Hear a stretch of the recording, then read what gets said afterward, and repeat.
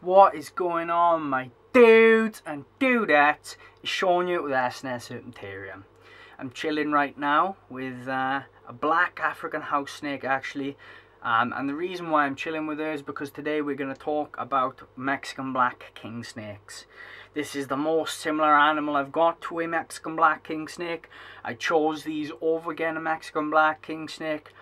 For personal reasons, it's personal preference. I like house snakes. Other people prefer Mexican black king snakes. Each to their own. Similar looking snakes. Similar sort of behaviour and care. So let's just get straight into it on the Mexican black king snake care guide. So stay tuned.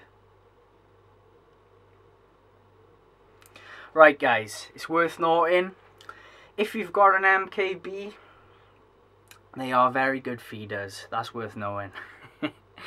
Watch your fingers with MKBs. But before we get into that, I'm just going to say, make sure guys, if you're new around here, you subscribe and smash that notifications bell. Awesome collection of snakes here, if I do say so myself. Daily content, all on the snakes that I've got here. All, you know, information based. I try to make it as entertaining and as light-hearted and authentic as I can. I don't hide anything here, so if you like that sort of content, then you know, do make sure you you stick around for the rest of the videos. Anyway, let's just get straight into the topic.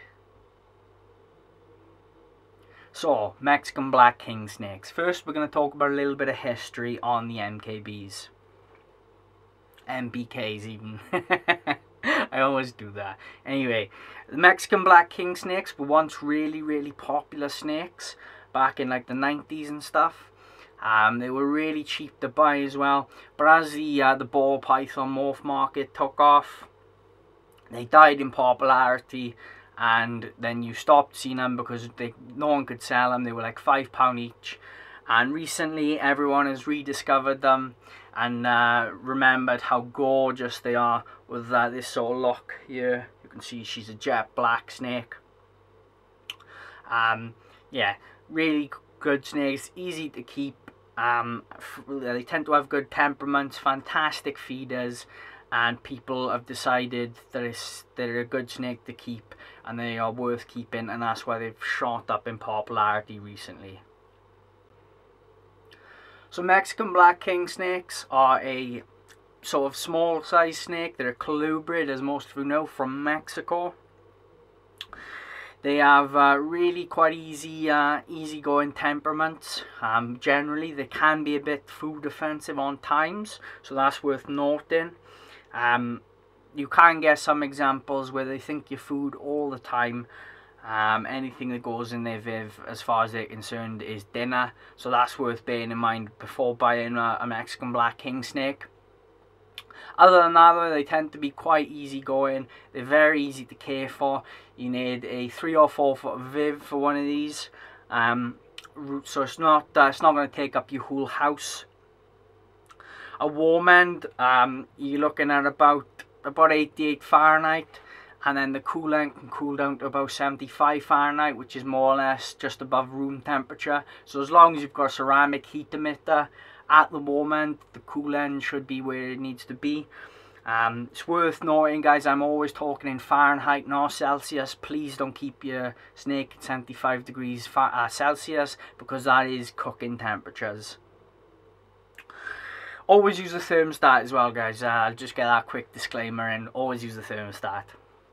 So as far as the rest of their husbandry, then they need a humidity of around 50–60%.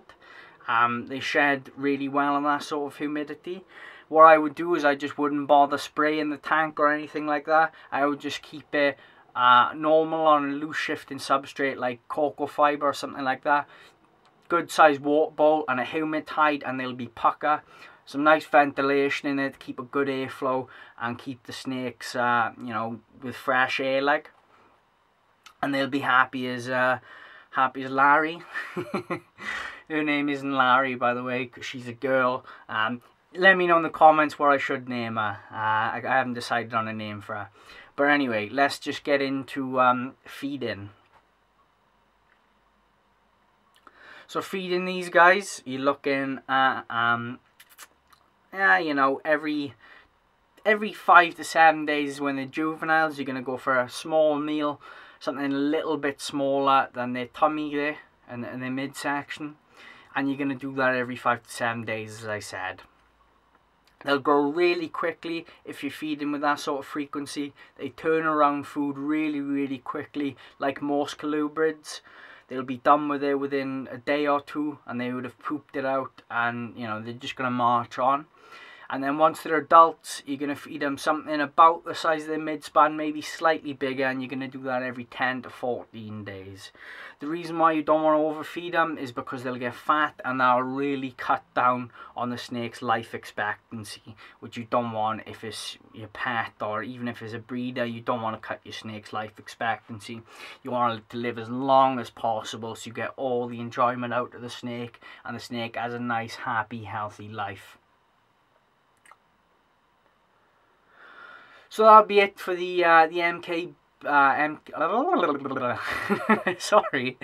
the MBK video. I hope you've enjoyed. Obviously, as I said, this is a Mexican black. This is a black African house snake. Sorry, I don't know what's the matter with me today. If you're new around here, guys, make sure you subscribe. Smash the notification bell if you made it this far. Drop us a like. Comment down below what I should name this girl. And comment down below if you've got a Mexican black king snake. That'll be all for today, guys. And I will see you in the next one. Bye.